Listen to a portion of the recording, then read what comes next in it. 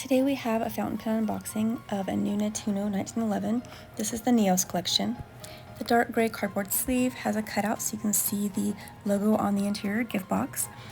This is the Nettuno 1911 Neos in matte navy finish, and it has a silver palladium trim. Under the false bottom, you have your information on the pen, the company, and the warranty.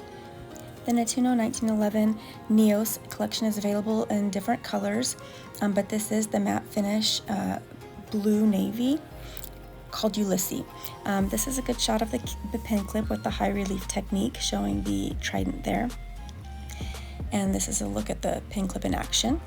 You'll notice the center ring there with the different design. The change to the center ring along with this thin ring at the bottom is one of the changes to the design for 2021.